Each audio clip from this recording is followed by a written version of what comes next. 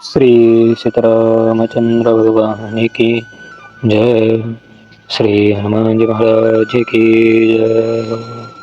अतुलित बलधामं हेमशिलाभदेहं तनुजवन कृशानं ज्ञानिनामग्रगण्यं सकलगुणनिधानं वानराणामधीशं रघुपतिप्रियभक्तं वातजातं नमामि। आदम्बहतारणं दातारं सर्वसम्पन्नदामं लोकाभिरामं श्रीरामं भजभ्यो नमम्यं। रामाय रामभद्राय रामचन्द्राय वेदसे रघुनाथनाथाय सीतापते नमः। नीलम्बोजश्यामलोकमलगं श्वेतसमारपेतवामभागं पनो महाचारुचापं नमामि राम रघुवंशनाथं। बोलिए सियावर रामचंद्र भगवान की जय। श्री हनुमान जी महाराज की जय। आज प्रयागराज के महाकुंभ में स्नान के पश्चात आज यह पहला अवसर है कि आज के इस रविवार में हम रामायण का अध्ययन करने जा रहे हैं और आज है 2 मार्च और आज पहली कुंभ के आने के बाद आज पहला रामायण का हम अध्ययन करेंगे। श्रीमद् गोस्वामी श्री तुलसीदास जी महाराज जी के द्वारा रचित श्री रामचरितमानस के आज की जो पहली अध्याय है उसका नाम है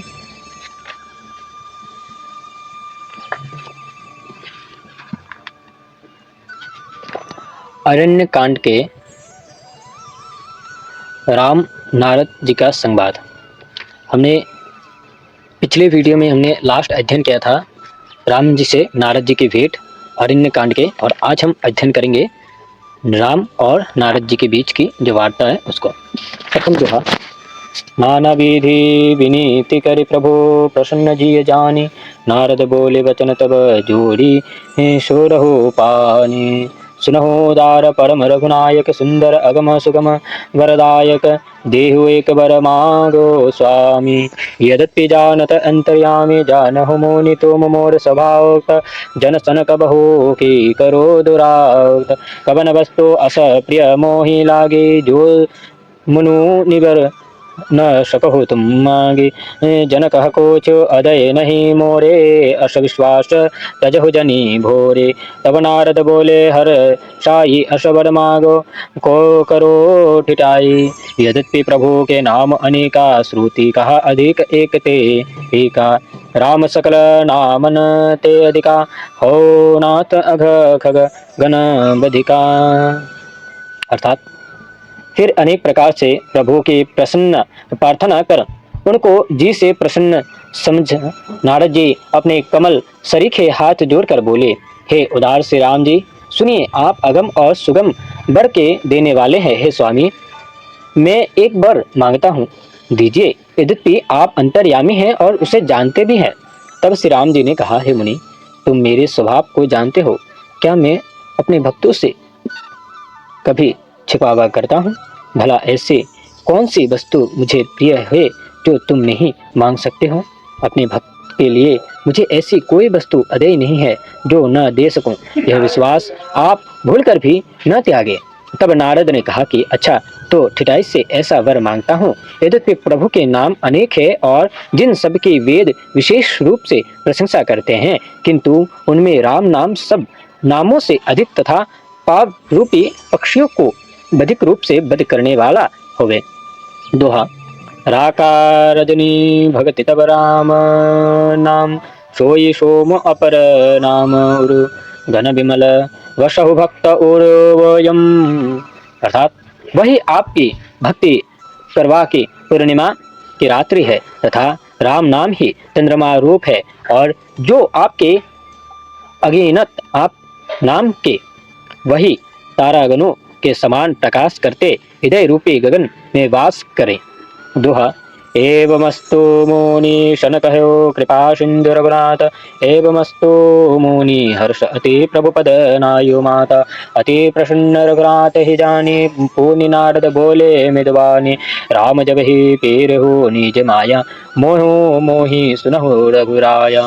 तब विवाह में चाहो किन्ह प्रभु के ही कारण करे न दिनिहा सुनु मुनि तो ही कहो सहरो स भज ही जो ही तज्जी सकल भरोसा करो सदा तिनके रखवारी जिमि बालक ही राख महतारी गही शिशु बच्च अनल अहिधाई तह राखे जननी अरगाई परो भय ते सोत परमाता प्रीति करे नहीं पाछली वाता मोड़ मुझे पोड़ तने समझ ज्ञानी बालक सोत समदास अमानी जिन्हि मोर बल निज बलताहि दोहु कह काम क्रोध रिप आहि यह विचारे पंडित मोहि भजहि पायु ज्ञान भक्ति नहीं तजहि। अर्थात तब कृपा सिंधु श्री राम जी ने कहा एवं अस्तु अर्थात ऐसा ही हो। तब नारद जी ने मन में परम प्रसन्न होकर प्रभु के चरणों में नमस्कार मस्तक नवाया।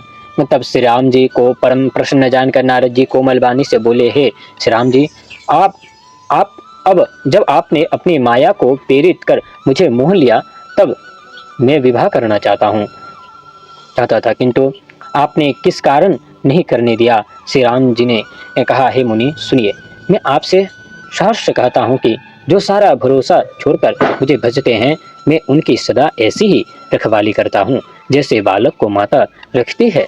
तब बालक आग तथा सर्प को पकड़ने दौड़ता है, तब माता रोककर उसकी रक्षा करती है, किंतु वही माता और होने पर उससे पहले सी प्रीति नहीं करती। ऐसी ही ज्ञानो जन मेरे परो पुत्र के समान है। वे मान रहित दास मुझे छोटे बालक पुत्र के समान पालन करने योग्य है। मेरे भक्तों को तो एकमात्र मेरा ही सहारा है और ज्ञानी तो बड़े पुत्र है। उन्हें अपना ही बल है, किंतु काम क्रोध रूपी शत्रु दोनों को ही ऐसा विचार कर पंडित मुझे भी भजते हैं। दोहा काम क्रोध लोभ आदि मद प्रबल मोह की धार तेन महा अते दारुण दुख माया रूपिनार शून्य मोने कह पुराण श्रोते संता मोह विपिन करणारी वसंता जप तप नियम जलाश्रय झारी होई ग्रीष्म शोके सब नारी काम क्रोध मद मस्त सर्वो भेका इन्हीं हर्षपद वर्षा एका दुर्वासना कुमुद समुदाये तिन्ह कह शारद सदा सुखदायी। धर्म सकल स्तर शिरो वृंदा होई में तिन्हि दई दुख मंदा पूर्णी ममता जवाश बहुताये पलहो नारीश शरीर श्रुति पाई पाप अयोलुक निकर सुकारी नारी निवीर रजनी अधि आरी। अर्थात हे मुनि, काम क्रोध लोभ और मद आदि तो प्रबल मोह की धारा है, किंतु इससे भी अधिक महादारुण दुख देने वाली माया रूपी स्त्री है। हे मुनि सुनिए, पुराण वेद और संत ऐसा कहते हैं कि मोह रूपी वन के लिए नारी वसंत ऋतु है। जब तप नियम रूपी सरोवर को ग्रीष्म ऋतु होकर स्त्री शोक लेती है। काम क्रोध अभिमान मत्स्य रूपी मेर को आनंद देने को एकमात्र स्त्री वर्षा रूपी है। दुर्वासना रूपी कुमर्दनियों के समुदाय को स्त्री शारद ऋतु के तुल्य सुखदायी है। सब धर्म रूप कमलों के समूह को मूर्ख स्त्री हेमंत ऋतु को होकर दुख देती है। फिर ममता रूपी जवास के वन को बढ़ाने के लिए स्त्री शिष्य ऋतु है, जिससे मोह बढ़ता है। यही स्त्री पाप रूपी लू को सुख प्रदान करने के लिए अंधेरी रात की समान है। जब पुरुष स्त्री के वश में हो जाता है तो उसमें बुद्धि बलशील और सत्य नहीं रहता। अब श्री राम जी नारद जी को संतों के लक्षण के बारे में सुनाएंगे, संतों के गुणगान के बारे में भी उनको बताएंगे। प्रथम दोहा अवगुण मूल मोशूल प्रदमा प्रमदा सबदोक खानी ताते किन्ह निवारण मुनि मैं यह जिय जानी सुनी रघुपति के वचन सुहाई, सुनी तनु पुलक नयन भरि आए। कहो कवन प्रभु के अशर रीति, सेवक पर ममता अरु प्रीति। जैन भजहि अश प्रभु भ्रम त्यागी, ज्ञान रंक नर मंद अभागे। ओ निषाद बोले मुनि नारद सुनहु, राम विज्ञान विशारद संत के लक्षण रघुवीरा। कहो राम भजन भव पीरा, सुनु मुनि संतन के गुण कहो। जिनिते में अनेक वश रहो, अष्ट विकार तजे अनघ अकाम अचल अंकीचन सोचे सुखधाम। अमित बोध अनहि अनीह मीत भोगे, सत्य सार कवि कोविद योगे।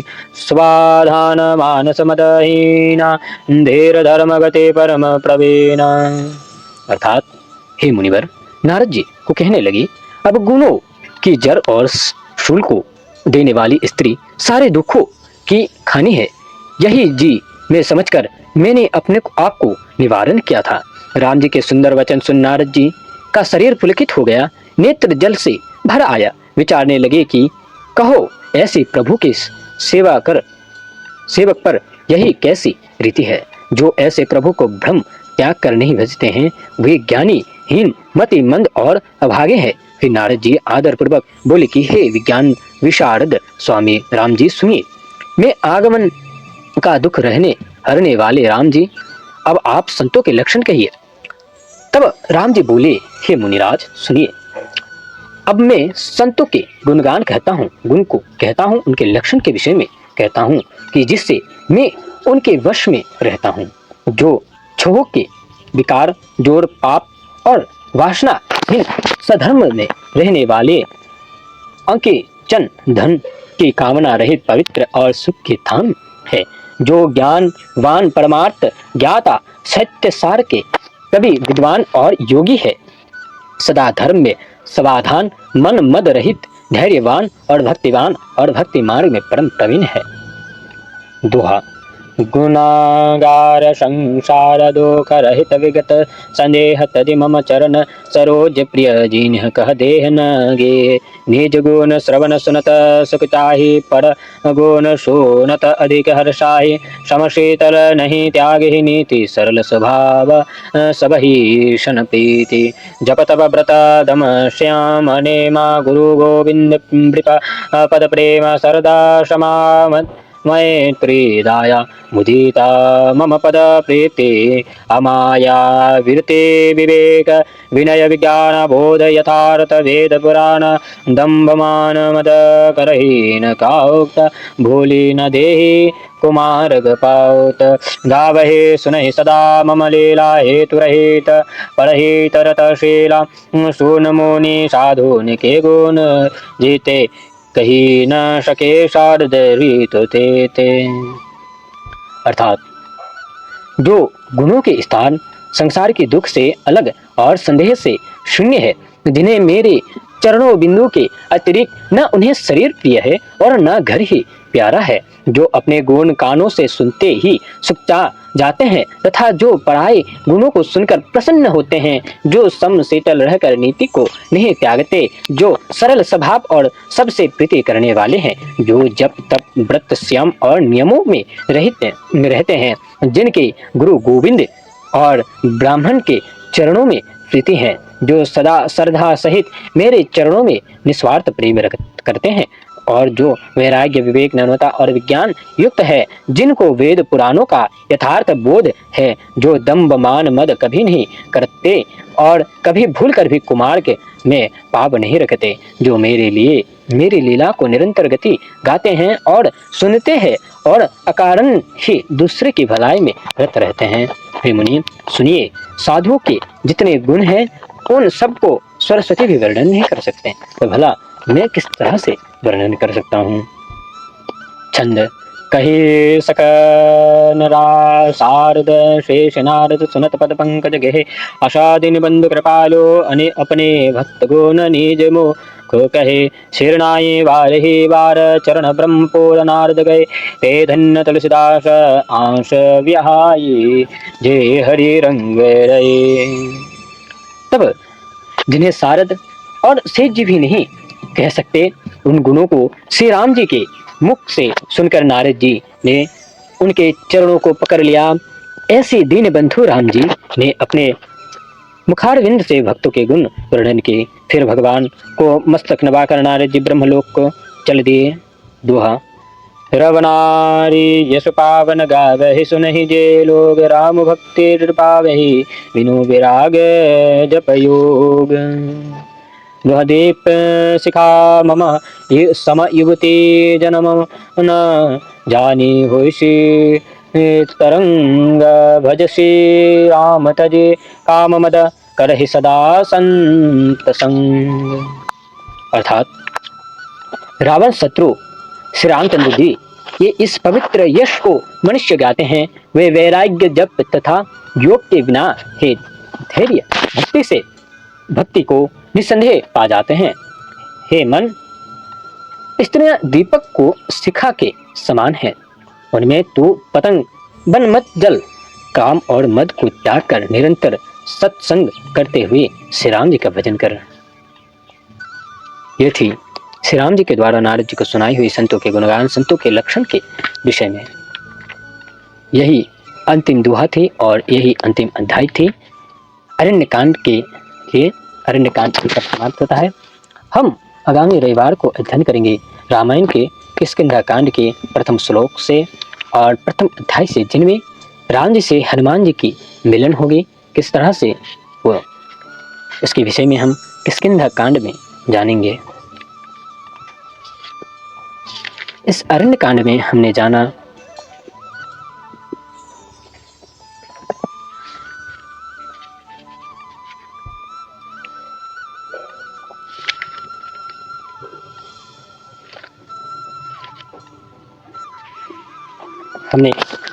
अरण्य कांड के प्रथम अध्याय में जयंत जी की कथा का श्रवण किया।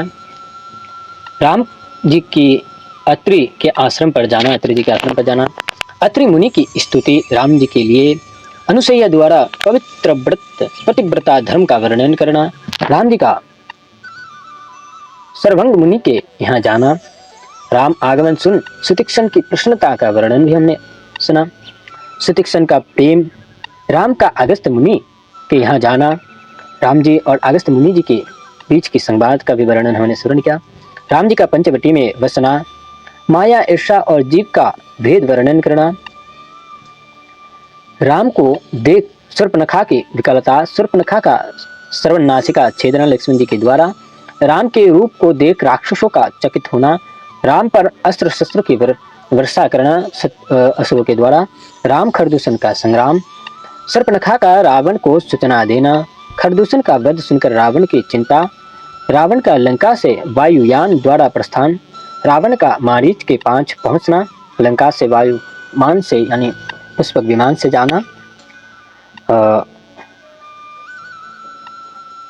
मारीच के पांच, मारीच को कपट मृग बनने के लिए बाध्य करना रावण के द्वारा, मारीच की राम भक्ति, सीता हरण, सीता जी का विवाह विलाप, रावण के साथ गिद्धराज का संग्राम, जटायु जी की, रावण जी की गिद्धराज से भेंट, राम जी की गिद्धराज से भेंट, जटायु का गिद्ध शरीर छोड़ दिव्य रूप पाना, जटायु का हरिधाम गमन, नवधा भक्ति वर्णन, 9 प्रकार की भक्ति का वर्णन हमने श्रवण किया,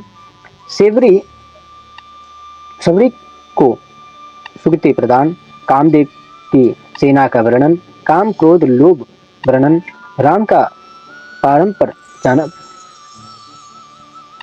पंपासर जाना, राम जी से नारद जी की भेंट, राम नारद जी संवाद, नारद जी के द्वारा पूछे जाने वाले संतों के लक्षण और संतों के गुणगान के विषय में भी रविवार को हम किष्किंधा को अध्ययन करेंगे। राम जी के हनुमान जी के मिलन मंगलाचरण के साथ राम जी और हनुमान जी के मिलन से आरंभ हुआ। आज के अध्याय को एक समाप्त करते हैं। श्री सीतारामचंद्र भगवान की जय हो, श्री हनुमान जी महाराज की जय हो।